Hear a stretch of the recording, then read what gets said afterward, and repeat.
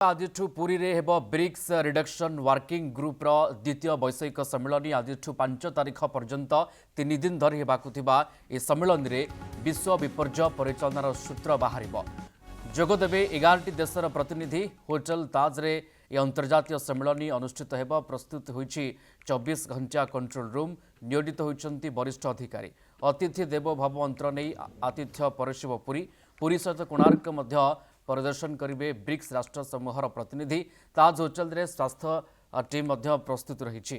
कोणार्क रही जड़े medicine specialist, गोटे आंबुलांस प्रस्तुत रही।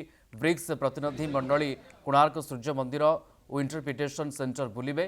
कोणार्क कलाकृति बुली देखिबे समस्त अतिथि। आसंता काली अर्थात 4 तारिख में मुख्यमंत्री मोहन माझी जोग देवार कार्यक्रम रही। सीमांचल पाढ़ी आम सहित जोड़ी होती फोलांद्रे। सीमांचल केते गुरुत्व बहन करुच्ची आज 3 दिनिया पुरी रे ब्रिक्स सम्मेलन 11टी देशर प्रतिनिधि जोग देबे, यार गुरुत्व को आम केमती देखा?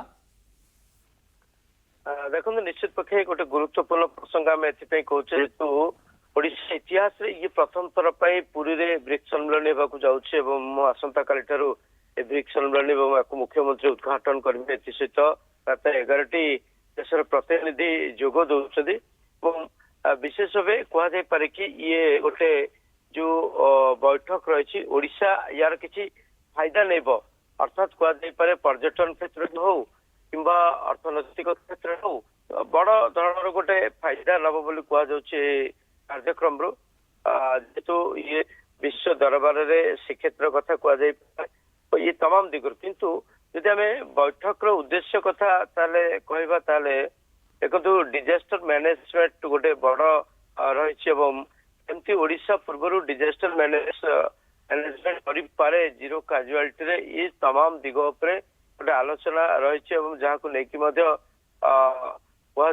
जे ओडिशार भागीदारीटा बेसी मात्रा रही ये समस्त दृष्टि सुरक्षा को बेस कड़ाकड़ी करा पूरा 24 घंटिया सुरक्षा व्यवस्था जोगे दी त्रिस्तरीय सुरक्षा व्यवस्था जोगे दि अंपटे कहुपे जे जिला प्रशासन ठार आरंभ करी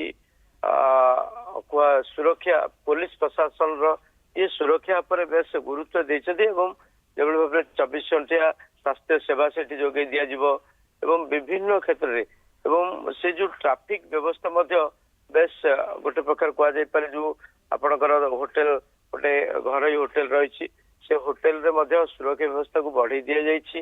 अंपटे से जो आखपाख अंचल रही से अंचल मानकर भाव में सुरक्षा व्यवस्था रही बेस गुरुत्व दि जाइए।